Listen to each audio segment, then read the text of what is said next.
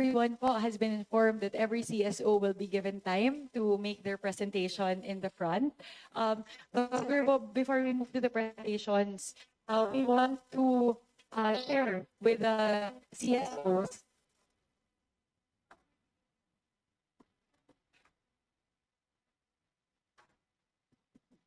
Ayan. We want to share po with the CSOs that we really want to engage you as much as possible talaga and provide as many avenues as possible for your engagement in the budget deliberations.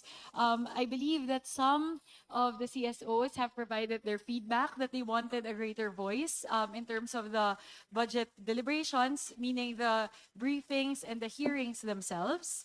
And syempre we have to adhere lang po and make sure we're compliant with the House rules. So the best way po that we can think of, I know that when there's an agency being deliberated on, our CSO partners have questions that they would like to field and ask the agencies that are being heard.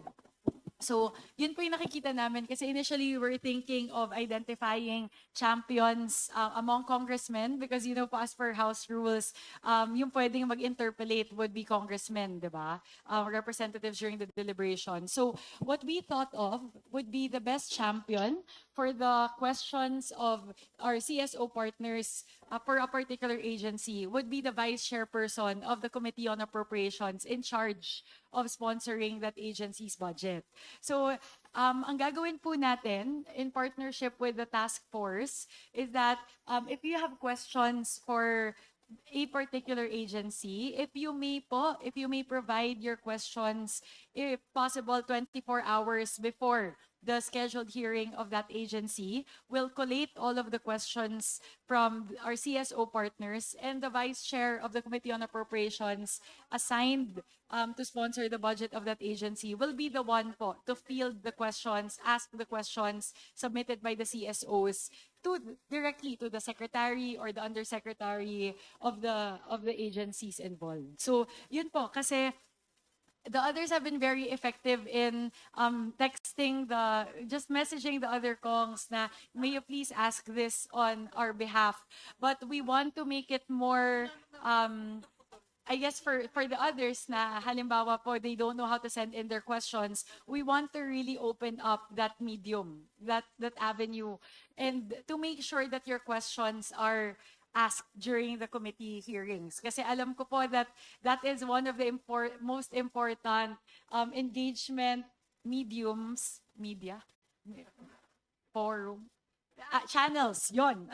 engagement channels that we can utilize. So, if that's okay with everyone, okay lang po ba yun that we'll do that? Kasi we've received feedback from our CSO partners, and of course, we're all doing this for the first time. So, we want to adjust the process, the procedures as we go along. So, this is one of the initial adjustments that we'd like to do based on the initial feedback that we've gotten from our CSO partners.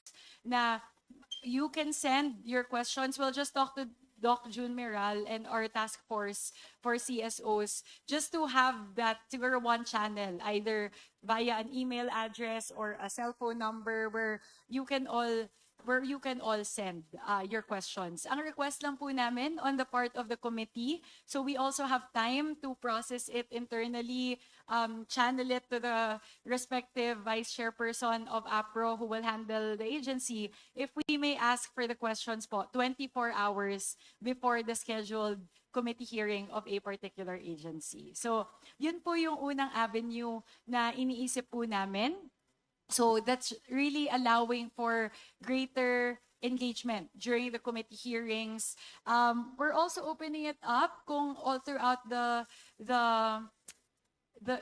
if during the hearing itself, meron kayong questions that would come up additionally, we'll ask lang Doc June how we can operationalize that. Kasi pag ongoing na yung hearing, medyo mas mahirap po magbato ng questions eh. But siguro what we can commit as of now is that the questions that would be sent to the task force 24 hours before the hearing will be asked by the vice chairperson of the Committee on Appropriations handling that particular agency. So that's the first po. The second is we've also received feedback from the task force that it would be nice if we have more huddles, maybe all throughout the weeks that we're doing the budget deliberations. So kami lang po siguro ni SBC Abet, baka mahirapan kami na pumunta doon sa huddles kasi minamanage po namin lahat ng committees all together. All the agencies all together. But what we'll do at the very minimum, if you can tell the task force which agencies you have concerns with, we will do our best to make sure that the vice chairperson in charge of that agency will be there during the huddles. So you can also raise your queries or your feedback or your comments on a particular agency in almost, hindi naman real time, but meron tayong regular engagement with our CSO partners. So we'd like to share that before we open up the floor because those are the two early adjustments that we'd like to make in terms of our engagement to ensure lang that we have greater participation and greater, like a better feedback mechanism between our CSO partners and the Committee on Appropriations and the House Task Force. So yun lang po. As a start, we'll also have a discussion later on. Several of our vice chairpersons will be joining later, around mga 2 o'clock po. But for now po, kami lang po muna ni Kong Abet, if you're okay with us. But we're very much looking forward to hearing your presentations. And if you have other comments, please feel free to share with us later. So we'll turn over po. In terms of baka po magkaroon lang po kami ng changeover at 2 p.m. So SBC and I just need to attend to a very urgent matter that just came up. So magsasub po muna yung tatlo naming vice chairs. You're also in very capable hands po. Mga veterans po yon sa Committee on Appropriations. So we'll just do a quick changeover at 2 p.m. later. So we'll turn over the floor po for the CSOs. We'll leave the stage and we'll give the stage to our CSO partners. Thank you very much po. Thank you, ma'am.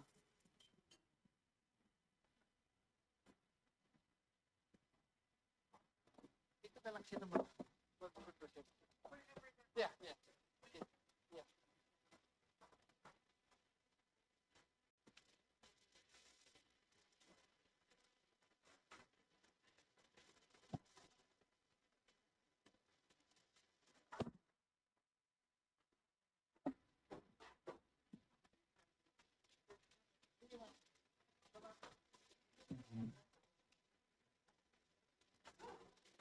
So as mentioned by Chair Mika, I think with regards to some specific questions with regards to the mechanisms, I think the guidelines or the interim guidelines recently approved may be able to clarify some of these questions, and perhaps probably during the open forum section, DSG Jun Meral might be able to provide more clarification on that note. But for the next part of the program, but before we proceed with the next part, let me just acknowledge our representatives from CSOs. May I please recognize Professor Emmanuel Leco from the Center of People's Empowerment in Governance, or CENPEG. Sir, thank you. And of course, our friend Kairos de la Cruz from ICSC. Thank you, sir. So on this note, we will be starting the CSO's presentation statement. So for the first CSOs who I will be calling, and may also request, if possible, they go here in front, take the rostrum for their respective statements.